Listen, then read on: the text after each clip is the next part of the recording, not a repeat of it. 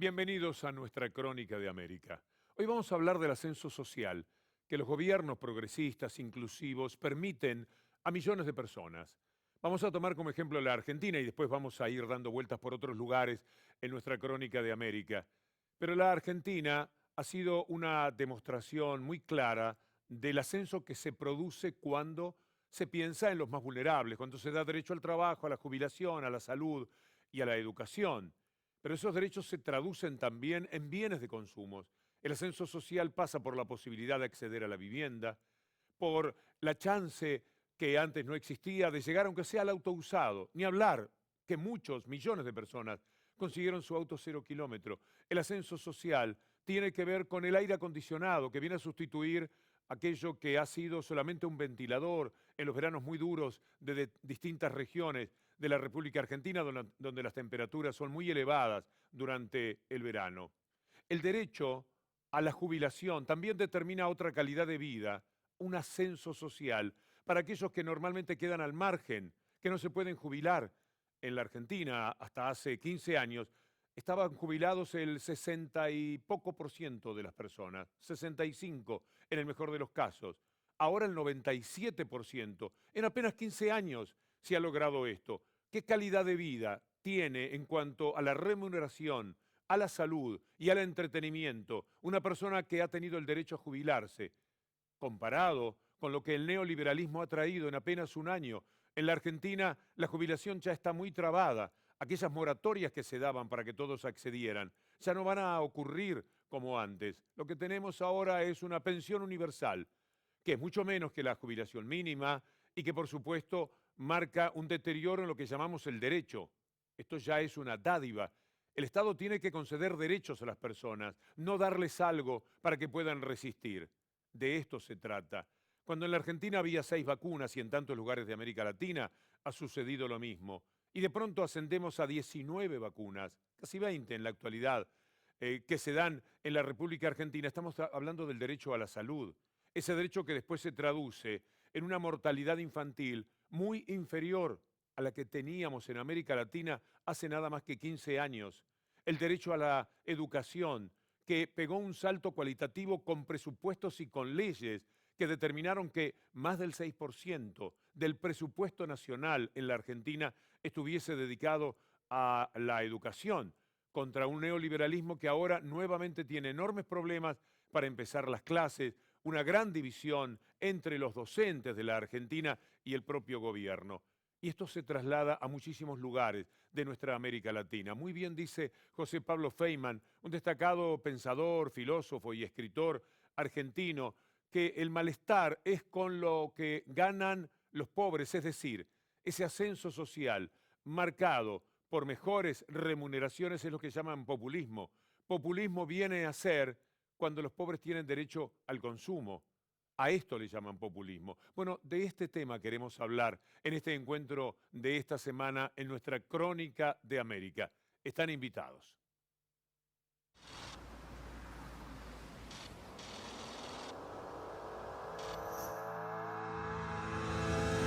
El empoderamiento popular, el empoderamiento de las libertades, el empoderamiento de los derechos.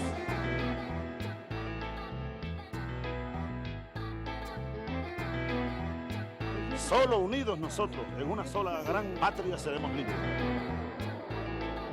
Ou nós decidimos de construir, ou não vamos a lugar nenhum. Ganhou Macri.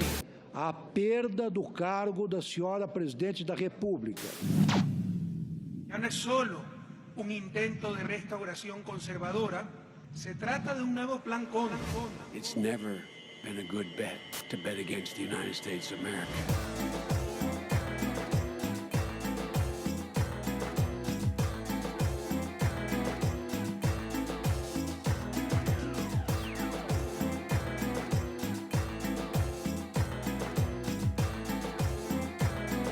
La pregunta clave es quién manda en una sociedad, las élites o las grandes mayorías. En una sociedad. Y quien manda en la sociedad puede ser el pueblo a través de aquellos a los que elige o las corporaciones, como consecuencia de lo que ellos logran, sobre todo con las corporaciones mediáticas, que muchas veces los pueblos se den como gobierno, que es nada más que la prolongación del poder real, del poder de lo establecido. Porque cuando el pueblo manda, a través de lo que ha elegido políticamente, consigue acceder a derechos que se van perdiendo. En Brasil, en Argentina, en Chile, en varios países, se tuvo que implementar un plan. Por ejemplo, Argentina Sonríe, que ahora el neoliberalismo ha terminado. En Brasil, la gente accedió a otro tipo de alimentación, necesitaban dentaduras. Y este fue un plan que hubo que instrumentar. El derecho a la sonrisa y el derecho a la calidad de alimentación.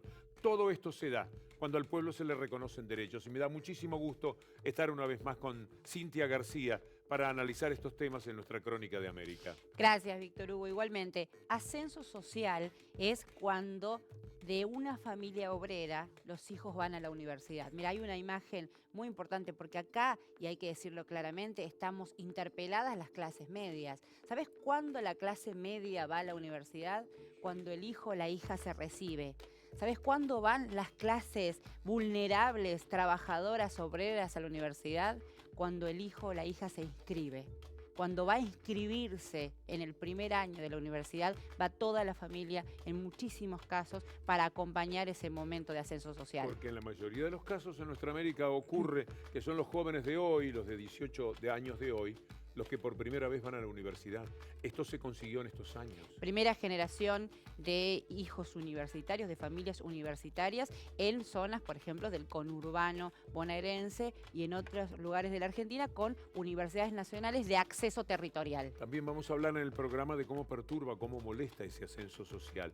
A veces presumo que las clases más elevadas no se conforman con tener mucho más que los otros. Se ponen contentos, están felices cuando los otros tienen menos, como para que les luzca un poco más los bienes que tienen. Me da la sensación de que hay un gran egoísmo de determinadas clases sociales. La red de Crónica de América, para deconstruir todo esto que estamos diciendo, acompañan la transmisión de Ecuador TV, Bolivia TV, en Argentina, la Televisión Universidad de La Plata, Canal 9 de la provincia de Santa Cruz, Canal 10 de Lomas de Zamora, TV Urbana en la Villa de 31, nuestra plataforma de comunicación popular también, La García. En Brasil, la TVT de los Trabajadores de San Pablo, TV de Bahía, TV Universitaria de Goiás y TV Cidade Libre de Brasilia. Nuestro invitado será Jorge Tayana, un hombre que lleva, creo que no exagero, casi 50 años, luchando con la misma convicción por esto que es el leitmotiv de nuestro programa, por el ascenso social de los más vulnerables, por el reconocimiento a la calidad de personas para todos. Así que estamos encantados de contar con él en la continuidad de nuestro programa que se pone en marcha de esta manera. Los sectores populares, obreros, trabajadores, campesinos, indígenas, mujeres, clases subalternas, superan ese debate teoricista y contemplativo de una manera práctica. Asumen las tareas de control del Estado. Las clases oligárquicas vuelven una y otra vez a hablar de populismo. Le hiciste creer a un empleado medio de que su sueldo medio servía para comprar celulares, plasmas, autos, motos e irse al exterior, porque eso tuvo una ilusión, eso no era normal. Ya sabés que cuando un neoliberal abre la boca, va a hablar en contra de la distribución de la riqueza, porque eso es demagogia, porque eso es fomentar que la gente no quiera trabajar, que el ingreso se distribuye fácilmente y quita la ambición.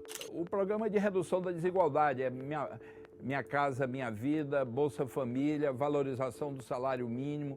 Cada vez que un proyecto de representación popular llega al poder en América Latina, genera las condiciones para mejorar la distribución de la riqueza y construir sociedades menos desiguales.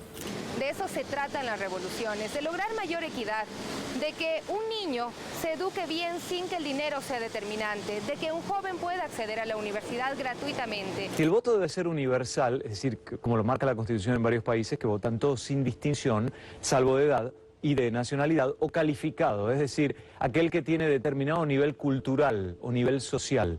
Hoje você vai conhecer a história da jornalista Priscila Cardoso, que cresceu na dura realidade da periferia, mas mudou de vida a partir do ProUni, uma das políticas públicas dos governos Lula e Dilma que transformou a realidade de milhões de brasileiros das classes menos favorecidas e que agora temem os retrocessos da política neoliberal do governo de Michel Temer. Esto es Crónica de América. Y esto es Crónica de América. E este é o Crônica de América.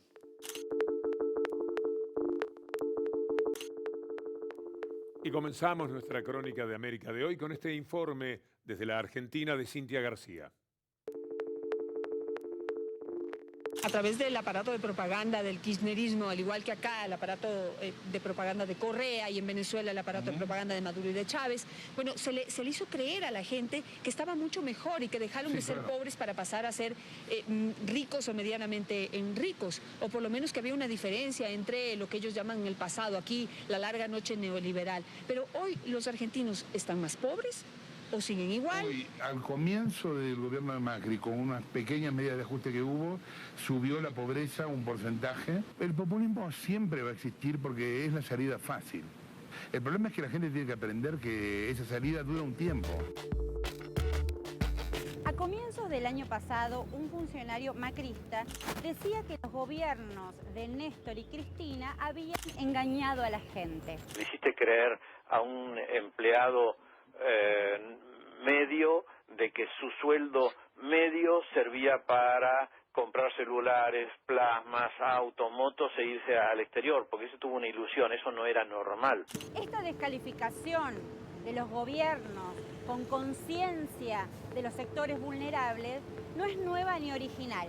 Cada vez que un proyecto de representación popular llega al poder en América Latina, genera las condiciones para mejorar la distribución de la riqueza y construir sociedades menos desiguales. Las clases oligárquicas vuelven una y otra vez a hablar de populismo. Los populismos nuestros han sido movimientos pluriclasistas, movimientos de ampliación de ciudadanía real, no exentos de defectos, fueron personalistas, a algunos se les fue la mano, algunos fueron autoritarios, sí, es cierto, cabe reconocerlo, pero haciendo el balance final, ¿qué es lo que te aumentó la base de ciudadanía real? ¿Sí? Los populismos en América Latina. Si no, ¿qué estaríamos? Igual que con las oligarquías de la República Oligárquica de fines del 19. Populismo con dinero es difícil, ¿eh?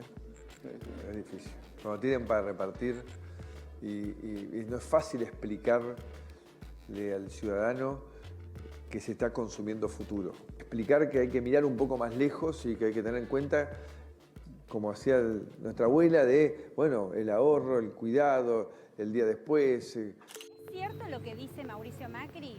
¿Es verdad que redistribuir la riqueza es consumir futuro? La derecha odia el populismo porque, primero, hay una cuestión de gusto, ¿no? Hay una cuestión de estirpe, de clase. No tienen la clase suficiente. En última instancia son grasas que quieren beneficiar a los negros. Este es el lenguaje brutal de la derecha. Ya sabés que cuando un neoliberal abre la boca, va a hablar en contra de la distribución de la riqueza porque eso es demagogia, porque eso es fomentar que la gente no quiera trabajar, que el ingreso se distribuye fácilmente y quita la ambición. El punto de partida del capital es el egoísmo y el afán de riquezas. Eso lo recupera el neoliberalismo, pero ya con un marcado sesgo dogmático, no al Estado, no a la distribución, no a la redistribución de la ganancia, no a la intervención del Estado en el mercado, sí a las importaciones. No al pueblo. No al pueblo. Lo cierto es que en la Argentina de los últimos 40 años, los gobiernos populares de Néstor y Cristina Fernández de Kirchner fueron los únicos que lograron una masiva movilidad social ascendente. Un progreso real en las condiciones de vida de los sectores más vulnerables de la sociedad. La asignación universal por hijo no es, como yo siempre digo, un plan asistencial, sino que es un derecho porque es parte del sistema de asignaciones familiares en Argentina. Y generó claramente que amplios sectores de la población puedan tener un complemento de ingreso y puedan planificar consumos mensuales y puedan comprar en cuotas cosas que antes les era imposible hacer. En América Latina tenemos que tener muy presente nuestra historia y esto que te decía, que no es lineal los procesos de avances, porque se puede retroceder muy rápido. Verónica vive en 3 de febrero, un partido del conurbano bonaerense, y tiene 3 hijas. El programa Ellas Hacen, implementado por el Ministerio de Desarrollo Social del kirchnerismo, le permitió tener un trabajo para mantener a su familia mientras terminaba el secundario con el Plan Fines del Ministerio de Educación. Yo creo que hubo una política pública para ayudar al sector más empobrecido, al sector más vulnerable. Pude terminar la secundaria, pude hacer una diplomatura en la UNTREF, en la facultad, en la Universidad de 3 de febrero. El caso de Verónica, como el de tantos otros y otras, demuestra que son los gobiernos populistas los que están construyendo futuro. Se construye futuro cuando se usan los recursos del Estado en más viviendas dignas, en más salud, en más educación, en más trabajo, como ocurrió en la última década en Argentina, Ecuador, Brasil y Bolivia. ¿A qué futuro se refieren los voceros de la derecha, como Mauricio Macri en Argentina o Guillermo Lasso en Ecuador, cuando hablan de futuro? ¿Qué futuro construyen los neoliberales con ajustes y endeudamiento? Un futuro para los bancos, tal vez, para las corporaciones, para los que más tienen. Lo que es seguro, amigas y amigos de Latinoamérica, es que no es un futuro para nuestros pueblos. Soy Cintia García, esto es Crónica de América. Cualquier cosa que diga tengo la sensación de que voy a arruinar este excelente informe de Cintia. Así que vamos directamente a Ecuador. Así es, vamos a hablar con Sofía Montoya, que Sofía nos cuenta con claridad cuáles son los modelos en pugna en Ecuador. Hola, ¿cómo están Cintia y Víctor Hugo? La cancha está marcada. El Ecuador debe decidir entre 2 modelos políticos. El primero basado en la lógica capitalista que maneja a los estados como una gran empresa y ve también a sus ciudadanos como simples instrumentos de producción. Aquel modelo de estado que estuvo implantado en el país desde la década de los 80, época de profunda desigualdad y pobreza en un país que se caía a pedazos. Sus ideólogos, entre los que están políticos que hoy son fuentes periodísticas de medios de comunicación privados, pretendían, con el pretexto de modernizar al Estado, privatizarlo todo. La salud, la educación, la seguridad social, telecomunicaciones, la red vial y un largo etcétera. En lo económico, esos gobiernos fueron los responsables de dictar medidas antipopulares como incrementos en los servicios básicos, la gasolina o el gas. Aún peor, el candidato que hoy en día representa a esta tendencia fue parte del gobierno del tristemente recordado feriado bancario y el congelamiento de depósitos. Un hecho de la historia ecuatoriana que hoy pretenden desconocer y sepultarlo, aunque fueron millones los ecuatorianos que dejaron el país como consecuencia de esas políticas neoliberales.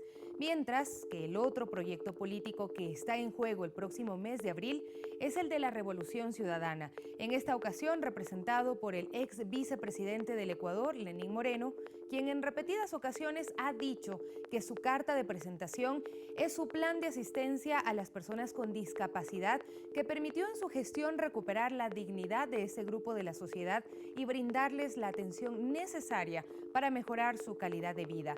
Además, Moreno se presenta a las elecciones con el respaldo de una gestión de gobierno de 10 años que ha permitido a más de 2 millones de ecuatorianos salir de la pobreza, reducir la desigualdad entre ricos y pobres y la recuperación de un Estado que en la actualidad garantiza acceso gratuito a la salud y educación de calidad. Un país institucionalizado que ha respondido a sus habitantes en momentos trágicos como el terremoto de abril. En suma, son estos 2 modelos, el uno pro rico y el otro pro pobre, los que se debaten el próximo 2 de abril. Cintia y Víctor Hugo. Está muy bien dicho, muy bien. Vamos a ir directamente al informe, tenemos que ganar tiempo. Ya les dijimos que vamos a estar conversando con Jorge Tayana, un hombre profundamente americanista, pero con una visión de los últimos episodios vinculados a la lucha contra el neoliberalismo muy especial. Ya lo van a ver. Ahora el informe sobre Ecuador con Sofía Montoya. Entre 1996 y 2006 la economía ecuatoriana creció en 85% con respecto al Producto Interno Bruto, mientras que entre 2006 y 2016 ese incremento fue del 105.6%. Lo importante de estas cifras no es solamente cuánto se creció, sino cómo se redistribuyó ese crecimiento, en especial durante la última década, en el gobierno de la Revolución Ciudadana.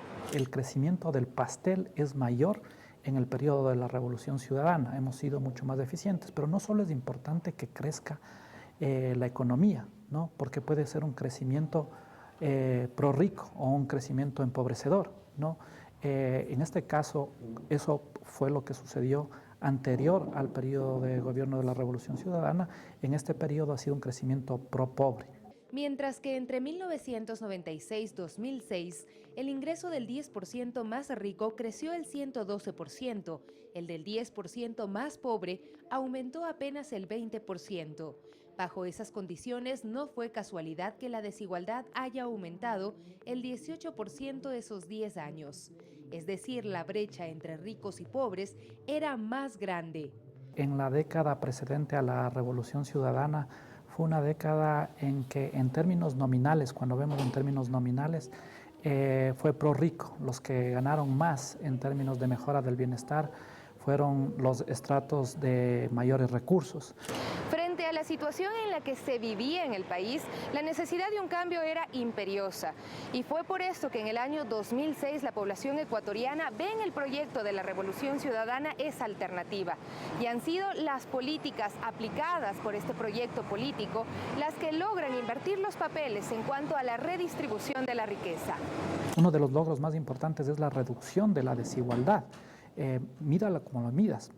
Y si es que vemos este análisis de hecho a través del ingreso, de la pobreza de ingreso, pero si es que nosotros vemos la multiplicidad de pobrezas que se pueden medir, pobreza absoluta, relativa, de ingreso, de consumo, de necesidades básicas insatisfechas, el índice multidimensional de pobreza, la desigualdad objetiva, la desigualdad relativa, mida como midas, existe una reducción de la pobreza y una reducción de la desigualdad en la Revolución Ciudadana. Entre 2006 y 2016, los ingresos del 10% más pobre crecieron el 112%, mientras que los ingresos de los más ricos crecieron el 40%.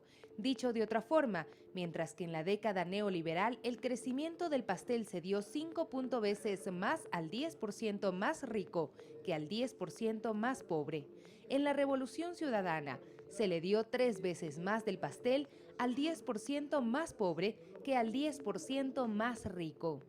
A más de la reducción de pobreza, a más de la reducción de la desigualdad, algo que se ha visto completamente en este periodo de gobierno es la democratización de derechos, ¿no? De derechos sociales.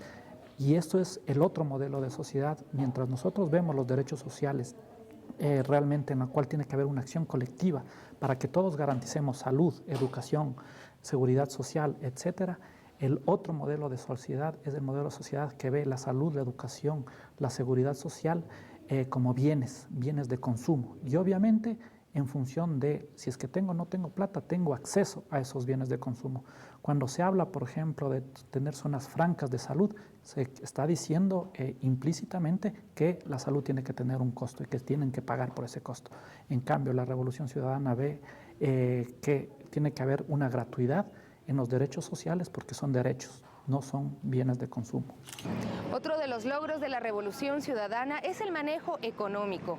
Una serie de decisiones permitieron que entre los años 2015 y 2016 el 70% de la población no sienta las consecuencias de la recesión de la economía ecuatoriana, producto de factores externos. Es usual que cuando existe este tipo de shocks externos, caiga el peso del ajuste en los más pobres. La política económica tuvo una clara perspectiva en la cual se puso por delante las grandes mayorías y sobre todo la protección de los más pobres y se afectó a un grupo que tiene la capacidad de absorber y que en este momento obviamente al recuperarse ya la economía se va también a recuperar para todos los estratos sociales. Aquí está de por medio dos perspectivas de sociedad. una sociedad donde todos hacemos acción colectiva para garantizar derechos, a otra sociedad donde la educación, la salud, la seguridad social se compran y está en función del poder adquisitivo y está en función del sálvese quien pueda. Ahora el gobierno de la Revolución Ciudadana proyecta un crecimiento económico del país en el 2017. Para organismos internacionales, el tiempo que le ha tomado al régimen superar la desaceleración económica es un récord. Esto ha sido debido a que las políticas económicas han sido políticas completamente acertadas. Esto rompe paradigmas a nivel regional. Uno puede ver en el Ecuador y en la región, generalmente cuando han habido este tipo de shocks externos, esto realmente ha demorado mucho más en la recuperación, pero sobre todo el ajuste ha caído en los más pobres, ¿no? Esta política deliberada rompe con las leyes de la gravedad que han llevado las políticas económicas de ajuste hacia los más pobres y hacia las grandes mayorías. A nadie le es ajeno el crecimiento del país durante los últimos años. Las empresas pequeñas y grandes obtuvieron también ganancias extraordinarias y la reinversión en sectores sociales ha construido una sociedad más pacífica. De eso se tratan las revoluciones, de lograr mayor equidad, de que un niño se eduque bien sin que el dinero sea determinante, de que un joven pueda acceder a la universidad gratuitamente, de que exista salud para todos, lo cual se logra únicamente con políticas públicas solidarias que ataquen la atrocidad del sistema capitalista en el cual erróneamente se fundó nuestra sociedad. Soy Sofía Montoya, de Ecuador TV, y esto es Crónica de América.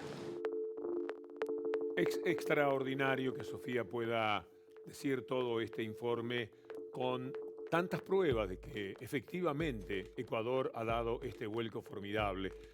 Porque no ha sido solamente el crecimiento. El crecimiento a veces es una forma de engañarse. El tema para América Latina es la distribución.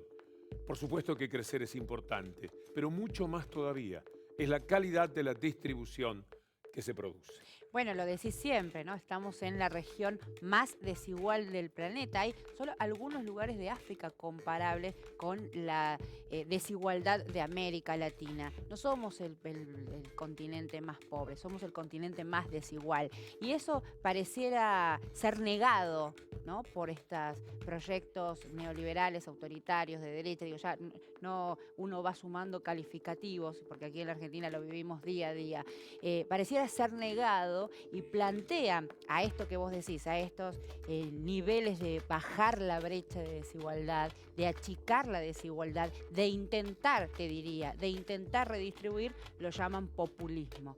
Lo llaman populismo, pero han sido los movimientos populares de la región los que han transformado Latinoamérica. Populismo, izquierda, inclusión, son palabras bendecibles. Una vez le pregunté a Pepe Mujica, el anterior presidente del Uruguay, ¿qué sería del mundo si no fuera por las izquierdas? Y con su respuesta nos vamos a la pausa y enseguida volvemos con la presencia de Jorge Tayana.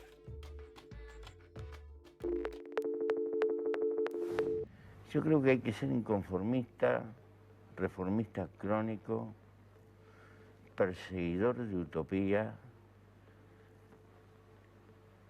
y no cansarse de ser derecho en el noble y elemental sentido del término.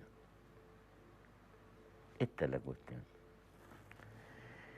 Después si logramos 10 o logramos 3, no sé. Pero el problema, ¿para qué vivimos? Si le dimos a nuestra vida contenido, o nuestra vida es padecimiento, nos llevan. Y ahí es donde está la apuesta. Uno puede decir, soñábamos esto, sí, es mucho más difícil de lo que soñábamos. Es mucho más difícil. Pero ¿qué sería del mundo si no existiera una actitud izquierda que aún en el fracaso obliga a repartir, tiene un grito solidario, se acuerda de los que van quedando al costado del camino? Qué desastre sería el hombre, ¿eh?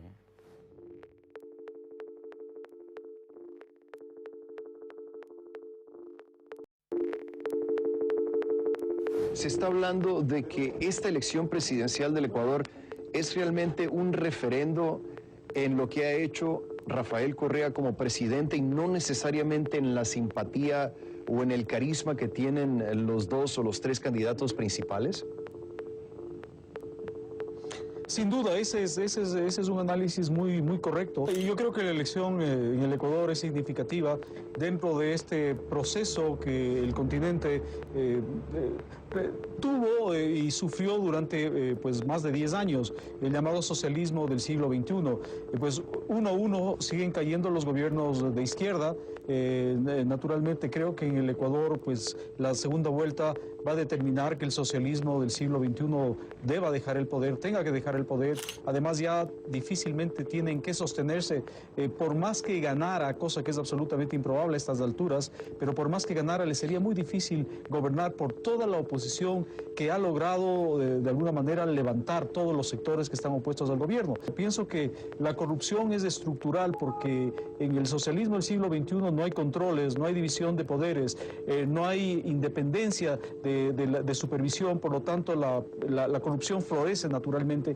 Bueno, hicimos una pregunta debido a que experimentamos tantas elecciones este año, si el voto debe ser universal, es decir, como lo marca la Constitución en varios países, que votan todos sin distinción, salvo de edad y de nacionalidad, o calificado, es decir, aquel que tiene determinado nivel cultural o nivel social. ¿Cómo defender cada posición? 5 palabras: voto calificado o voto universal. Lo preguntamos en Twitter, @arduinocnn, vamos a ver algunas de las respuestas. Pepe opta, voto popular y universal, porque es un derecho de todos.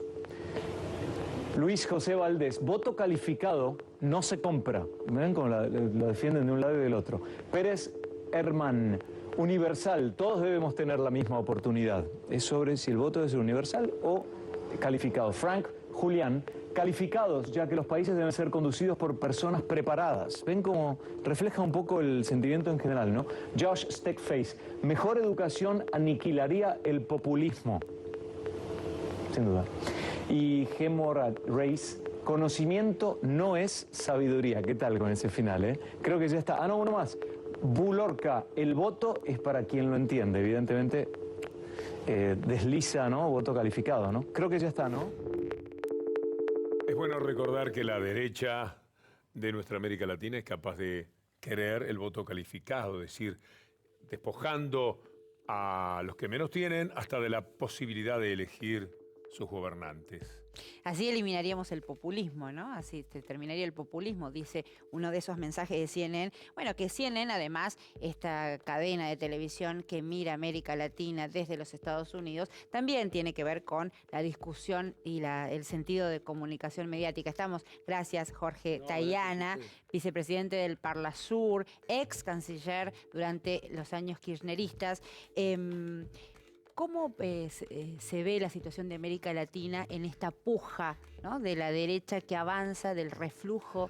Sí, hay por un lado hubo un ciclo largo de gobiernos populares, nacional populares, progresistas, populistas, como nos llaman, en contra, pero hay que tomarlo positivamente, que evidentemente tuvo 2 o 3 cosas muy importantes.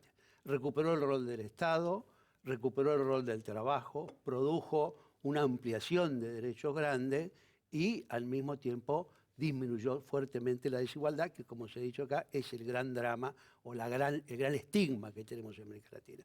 Esos procesos han llevado un tiempo, han alcanzado etapas, se han encontrado ahora con un mundo que es más complejo, con unas circunstancias externas más difíciles, y ha habido una derrota electoral, que es el caso de la Argentina, que es la única derrota presidencial. No nos confundamos, en Brasil no hubo una derrota presidencial en elección presidencial de la izquierda. Hubo una maniobra, un golpe mejor dicho, en las cámaras para destituir a Dilma. Hubo elecciones o referéndums que no fueron exitosos, caso Bolivia, caso otras elecciones menores, pero lo cierto es que esta ola está más fuerte en los medios, en la conciencia y en el impulso que están generando de ya se acabó una etapa, ahora estuvo la fiesta, ahora hay que pagarla, entonces conviene que vengan los que sabemos pagar fiestas y somos más estrictos. Ese es el mensaje que están transmitiendo. Ese mensaje tiene 2 problemas. Uno, donde está gobernando ya la derecha restauradora, neoliberal, están produciendo resultados muy negativos. Claramente mucho más negativos que la situación en que recibieron los países. Acá en la Argentina se habla de la pesada herencia, pero no hay forma, por más que uno sea más o menos crítico sobre el pasado y sobre las dificultades que había, lo cierto es que en todos los ítems hemos retrocedido. ¿Había inflación? Sí, había inflación. ¿Cuánto había de inflación en el 2015? 20%, 22%. ¿Cuánto hubo el año pasado? 41, 42%.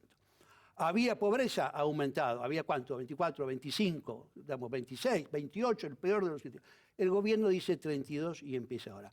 ¿Había ocupación? Casi nada. Ahora hay más desocupación. ¿Había precarización laboral? Hay mucho más. Cierran empresas, se abren importaciones. Ese es el resultado. O sea, no es buena la recesión en que está la Argentina porque en el 2016 fuimos para atrás. Lo que ellos llaman populismo, que es la posibilidad de consumir de la gente, es justamente la que permite todo esto que usted está mencionando. Porque el punto central, que es lo que ellos ocultan, es que el 70%, por ejemplo, en el caso de la Argentina, de su Producto Bruto, lo explica el consumo. O sea, la forma de crecer de una manera ordenada. Ordenada quiere decir que todos suban y no que se aumente la desigualdad, es efectivamente impulsando el poder adquisitivo, el trabajo y el ingreso. Lo que quieren hacer ellos es terminar con eso porque necesitan, porque quieren reapoderarse de esa renta privilegiada. Sí, ellos no es que estén en contra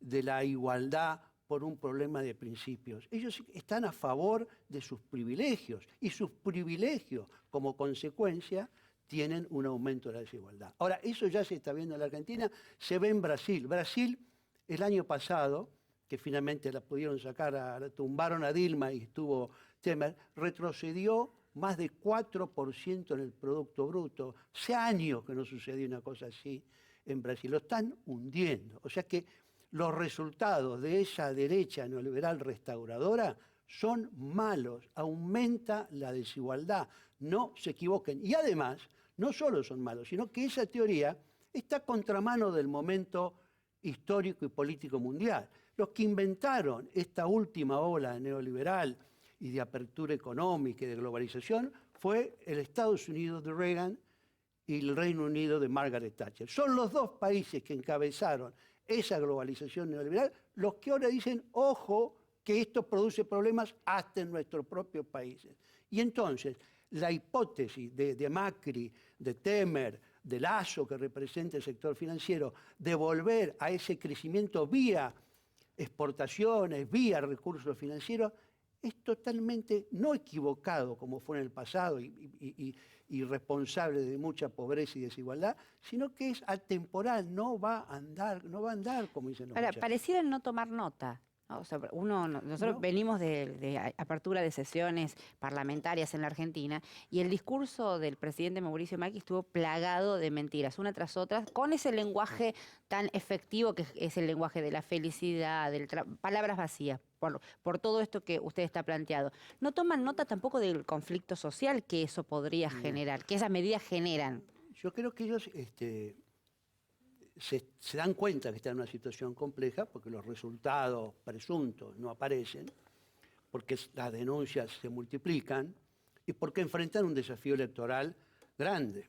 Y en ese desafío electoral mucha gente piensa que es probable que le vaya mal al gobierno. Y entonces ya hizo una cosa que no era esperado, incluso lo comentaron, lanzó la campaña electoral el 1 de marzo. Él se puso en campaña, se dedicó a descalificar a la oposición y a anunciar cosas que no tienen un sólido. No habló como un estadista, no habló como un jefe de gobierno que presenta un informe al año. Habló como un candidato en campaña que descalifica a sus rivales y trata de mantener esa idea de que lo pasado era muy malo y nosotros somos una esperanza que van a tratar de extender hasta octubre. Llevamos demasiado tiempo en América Latina prometiendo el futuro. Quisiéramos hablar en tiempo presente, qué es lo que ocurrió en estos años. El presente fue formidable durante estos 15 años, con sus matices, pero hubo presente, hubo posibilidades de trabajo, de jubilación, de salud, de educación. En todos lados mejoraron las cosas. En todos lados donde hubo gobiernos nacionales y populares, mejoraron. Mejoró, hubo índices altos de crecimiento del Producto Bruto, en general el ciclo, hubo mayor oferta de trabajo, hubo mejora de condiciones sociales, hubo apertura y mayores libertades políticas. Y hubo también el comienzo, porque eso claro que lleva tiempo, de ir saldando esa enorme deuda social y de desarrollo de infraestructura que permita que nuestros países sean desarrollados. En todo eso se avanzó. Lo que hay ahora es una formidable campaña para desconocer todo eso, ¿no? Y para crear la convicción de que solo puede gobernar la derecha y que el mundo está siendo gobernado por la derecha y le va bien. Y la verdad es que no es necesariamente cierto. Podemos tener esperanzas.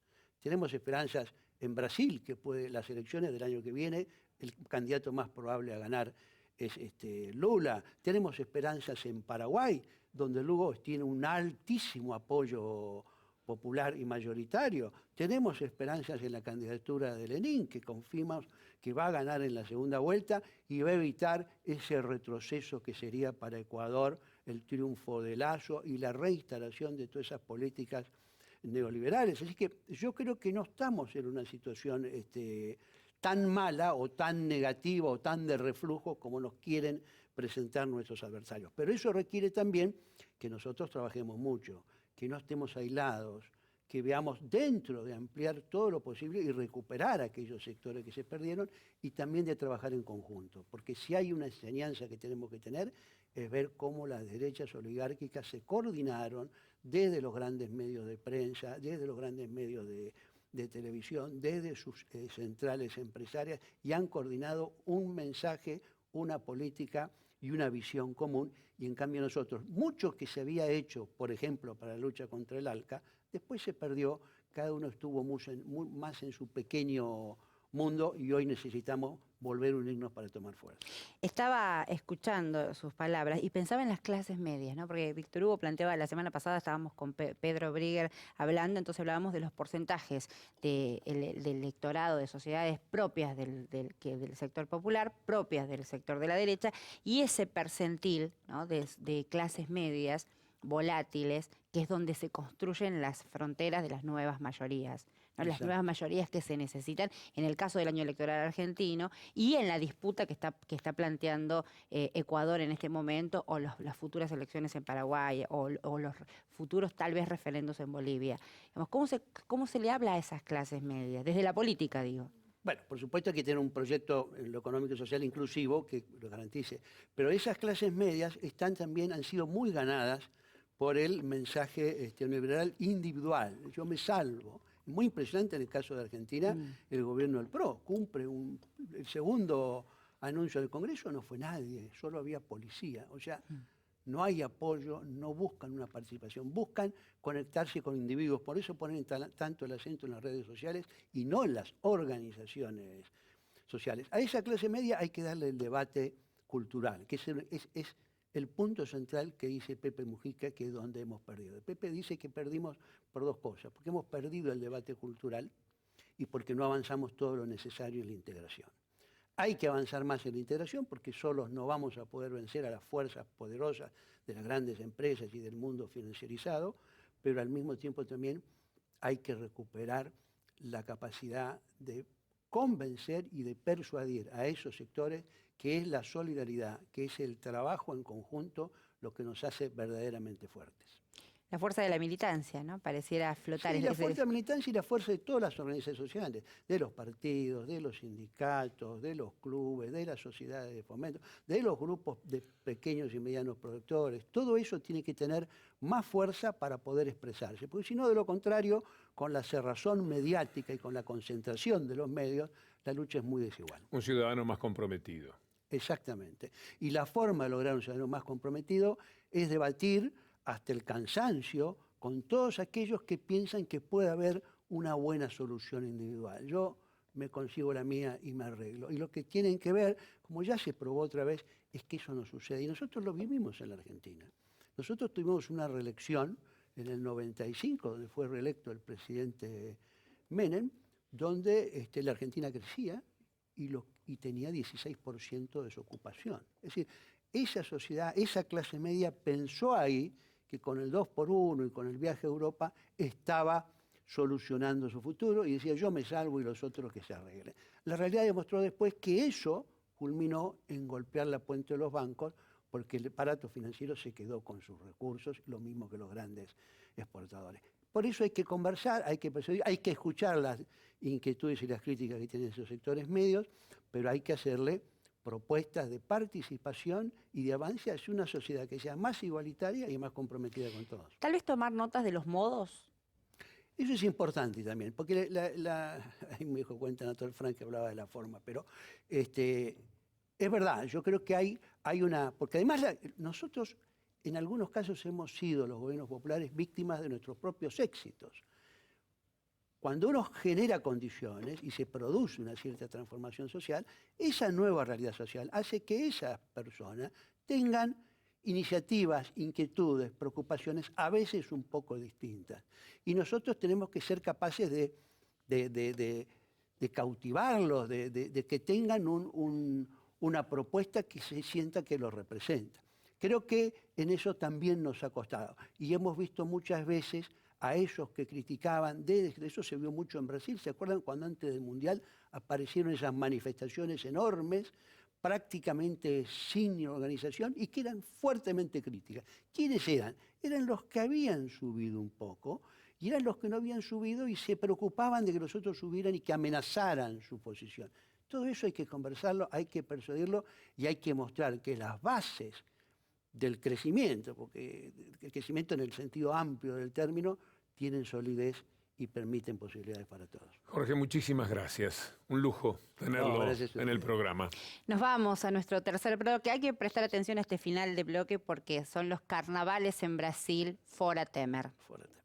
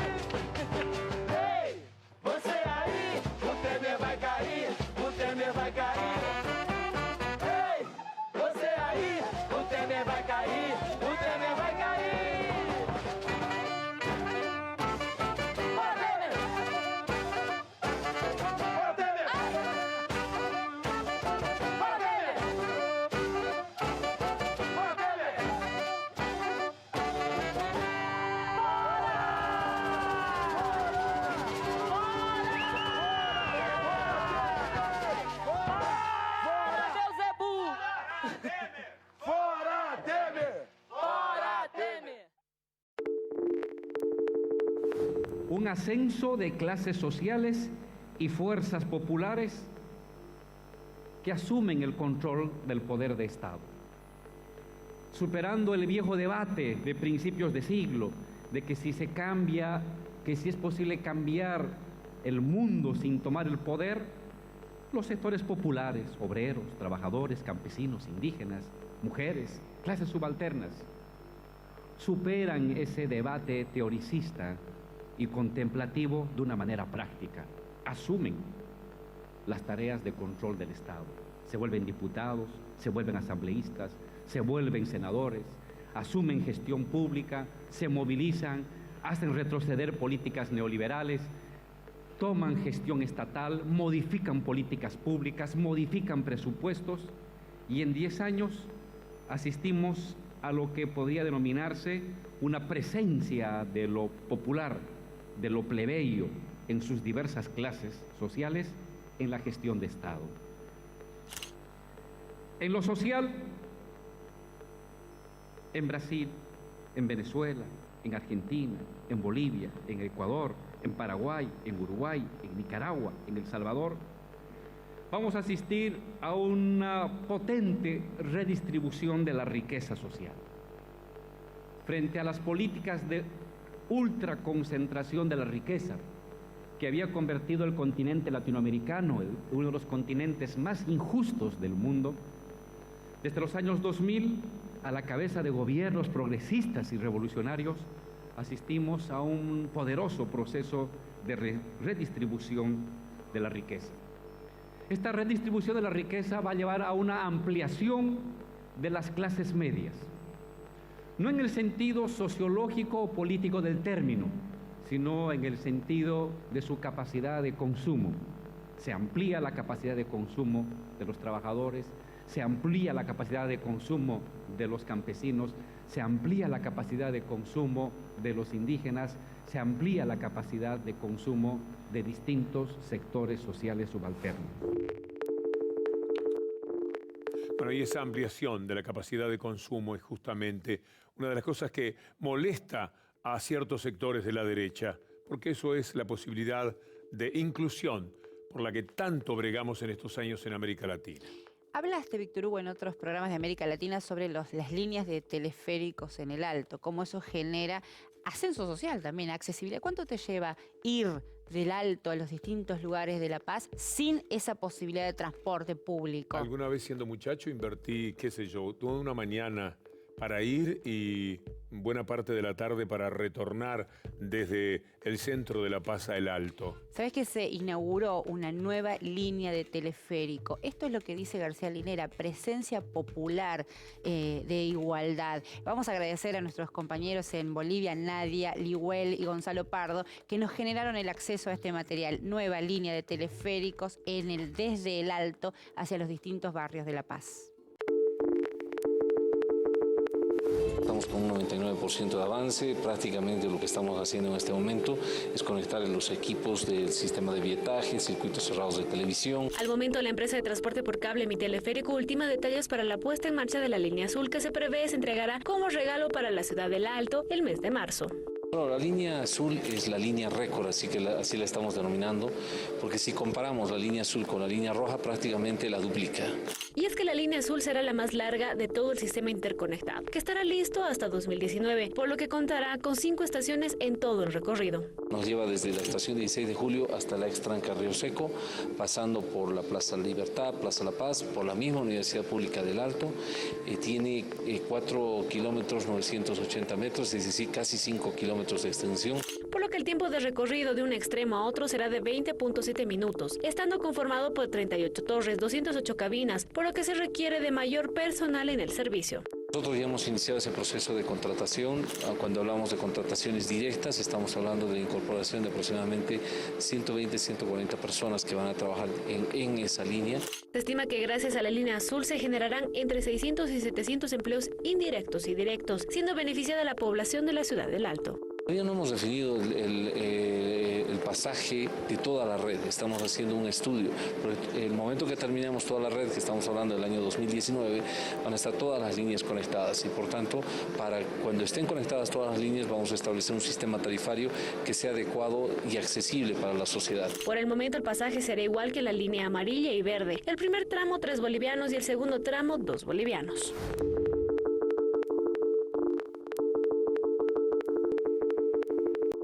Eso es calidad de vida. Nuestras ciudades en América Latina en general, unas pocas fueron hechas a mano, tienen la dificultad de haber crecido sin orden. Y después está ese encajonamiento que determina que uno pueda perder horas y horas maniobrando por la ciudad. Esto ha cambiado evidentemente para los habitantes de la ciudad de La Paz y me parece un paso al frente formidable. Insisto, en lo que de calidad de vida, en el tiempo que se ahorra, en el tiempo que queda para la propia persona, en el tiempo que se gana desde lo económico, en todo sentido, es formidable. Les deseamos que disfruten muchísimo de esta tercera línea que se pone en marcha mañana allí en La Paz. Te invito, Víctor Hugo, a que veamos el informe de Brasil. Es la historia, una voz, un testimonio de ascenso social, la historia de Priscila. Eu sou Paulo Castilho, da rede TVT de São Paulo, Brasil, e este é o Crônicas de América. Hoje você vai conhecer a história da jornalista Priscila Cardoso, que cresceu na dura realidade da periferia, mas mudou de vida a partir do ProUni, uma das políticas públicas dos governos Lula e Dilma que transformou a realidade de milhões de brasileiros das classes menos favorecidas e que agora temem os retrocessos da política neoliberal do governo de Michel Temer. Priscila sempre sonhou em estudar jornalismo, mas a dura realidade de quem foi criada numa família pobre na periferia de São Paulo fazia o sonho de entrar na universidade parecer impossível de ser realizado. Minha mãe não pôde estudar e por isso tinha subempregos, né, para dizer assim. E ela nunca teve a oportunidade de conseguir uma coisa melhor na vida. Então ela sempre trouxe, a partir da experiência do que ela não tinha, ela trouxe pra gente o conselho do que a gente deveria ter. Então ela sempre disse que a gente tinha que estudar se a gente quisesse ser alguém melhor. Priscila seguiu a orientação da mãe. Estudiosa, terminou o ensino médio na rede pública e conseguiu uma boa nota no Enem, o Exame Nacional do Ensino Médio. Foi graças à nota do Enem que conquistou uma vaga em uma das melhores faculdades privadas de jornalismo do estado. Faculdade que jamais conseguiria pagar se não fosse o ProUni. Criado pelo ex-presidente Luiz Inácio Lula da Silva, o programa Universidade para Todos oferece bolsas de estudo, parciais ou integrais, em instituições particulares para pessoas de baixa renda. Se eu não tivesse tido ProUni, eu ia passar um bom período ainda, se eu não tivesse até hoje, inclusive, fazendo cursinho para tentar acessar uma universidade pública. A mãe da Priscila, Dona Edna, sempre trabalhou como empregada doméstica. Ela também se beneficiou das políticas sociais e das oportunidades que se abriram nas gestões de Lula e Dilma Rousseff. Quando o Lula e a Dilma entrou, para mim, melhorou 100%. Melhorou a renda, tinha mais trabalho. Às vezes tinha gente que me ligava para mim fazer um serviço, mas não tinha como ir porque era muito. Entre as políticas sociais que beneficiaram famílias como a da Dona Edna, está a da valorização do salário mínimo. De 2003 para cá, o mínimo acumulou ganho real de 77% acima da inflação. Saltou de R$ 200 para R$ 937. Com o Fome Zero, o país saiu do mapa da fome e tirou 36 milhões de brasileiros da miséria. Minha Casa Minha Vida, criado para garantir casa própria para famílias de baixa renda, já beneficiou quase 7 milhões de pessoas. Programas que, para este especialista em políticas públicas, tiveram um grande impacto na vida dos brasileiros. O programa de valorização do salário mínimo, né, que elevou significativamente o rendimento básico da população, tanto a população trabalhadora como a população que acessa a Seguridade Social e a Previdência. Os programas de subsídio ao acesso à casa, a bens mesmo duráveis, domésticos, como geladeiras, fogões, e a ampliação do número de vagas públicas nas universidades e nos institutos federais. Salomão Ximenes considera que as conquistas socioeconômicas dos governos anteriores agora estão ameaçadas. É um retrocesso absoluto, diria assim. Você, mais do que um retrocesso pontual na área de educação, de salário mínimo, de previdência, de saúde, se trata de um retrocesso absoluto, sobre a própria concepção de Estado brasileiro. Eu sou Paulo Castilho, da rede TVT de São Paulo, Brasil. E este é o Crônica de América. Sí, claro, Víctor Hugo. Priscila, este testimonio es un ejemplo de ese ascenso social que incomoda a las clases medias. Los invito a hablar y a compartir el testimonio de Yuka Ferreira, ex ministro de Cultura de Dilma. Ha estado en nuestro programa y es una figura siempre altamente convocante por todo lo que dice, por todo lo que sabe. Yuka Ferreira. O programa de redução da desigualdade é Minha Casa Minha Vida, Bolsa Família, valorização do salário mínimo.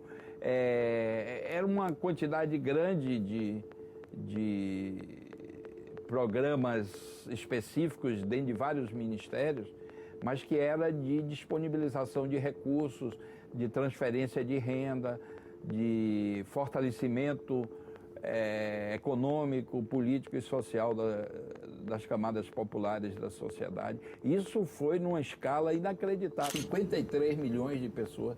As Nações Unidas reconhecem que foi o maior programa já desenvolvido no mundo de redução de desigualdade. Isso não é pouca coisa, não. Eu acho que num projeto democrático, onde você procura fazer da democracia um instrumento de evolução e de construção de direitos, de uma sociedade mais igual, você não pode deixar nenhum segmento social de fora. Então, direitos mais elementares, viajar de avião, por exemplo, entrar num restaurante, ir com a família de férias para algum lugar, isso incomodou muito a classe média. E a classe média começou a ver os pobres chegarem nos seus ambientes. Isso incomodou profundamente a classe média tradicional e a transformou em massa de manobra da direita. Porque o que caracteriza a classe média é essa rejeição aos de baixo, um sentimento de que participam dos privilégios e uma adoração pelos de cima. Quando os de baixo começam a chegar perto, eu vi uma cena, eu não me lembro o ano, 2008 talvez. Eu sou da Bahia, tinha ido de férias para a Bahia, estava no aeroporto, em Salvador, voltando para Brasília. E passou uma senhora negra, passou inclusive muito perto de mim, eu vi que ela pintava o cabelo, porque a raiz do cabelo era branca, de seda, com um garoto na mão. Ela possivelmente era a avó do garoto ou algo 2 gerações acima. E o garoto escapou da mão dela, saiu correndo e derrubou um cinzeiro. Esses cinzeiros de aeroporto tem areia dentro, tem cigarro já fumado, resto de cigarro. E aí fez uma sujeira ali no espaço. Uma senhora paulista pelo sotaque, possivelmente vindo do litoral norte, que tem vários resorts e hotéis de luxo, com uma boca enorme. Ela estava sentada assim muito perto de mim. Disse assim, olha aí, olha o tipo de gente que está frequentando o aeroporto. Isso é culpa de Lula. Os aeroportos brasileiros estão virando rodoviária, porque os pobres, até Lula chegar, só viajavam de... Tem manifestação política de pobre no Brasil hoje, que diz o seguinte, sou pobre, mas viajo de avião. Si tan solo hubiese venido al estudio para presentar esta nota de Juca Ferreira, ya me sentiría satisfecho. Cuánto dolor hay detrás de lo que él dice. Que sean los de las clases medias los que tienen más problemas con los de abajo. Cuando se habla del derecho a viajar en avión, en un país como Brasil, se habla del derecho a conocer el mar, de quienes viven a miles de kilómetros del mar. Y para ir hasta allí, en otro tipo de vehículos, tendrían que pasar días y días para llegar a destino. Esto también se lo dio Lula a Brasil. Esto también es igualación de los derechos. Esta también es la molestia que algunos pueden tener y por eso la clase media muchas veces es tan fácilmente víctima del discurso de la derecha, de ese fuerte y negativo discurso de la derecha. Hay muchas capas en la sociedad y a la capa inferior le queda muy lejos la otra capa. No se preocupan de lo mucho que tienen los ricos, pero están pendientes las capas más cercanas de lo que cada uno de ellos tiene como ascenso social. Culturalmente, esa es nuestra lucha también. Y es nuestro mensaje de hoy en Crónica de América. Yo no puedo decir más nada después de esto. Ojalá se hayan sentido interpelados como nosotros. Vamos a completar esto como cada semana con nuestro hashtag de las redes sociales, @EsAmérica. Hasta la próxima con nuestra Crónica de América. Siempre están especialmente invitados.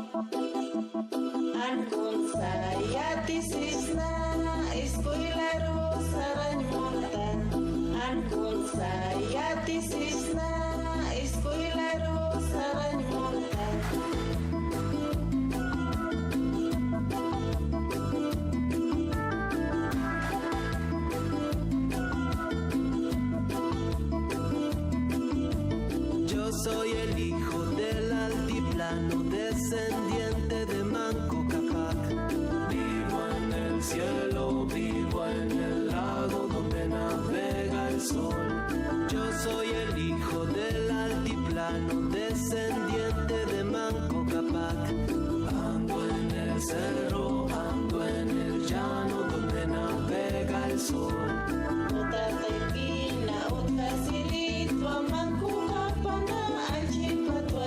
Yo soy el hijo del altiplano, descendiente de Manco Cápac. Vivo en el cielo, vivo en el lago donde navega el sol.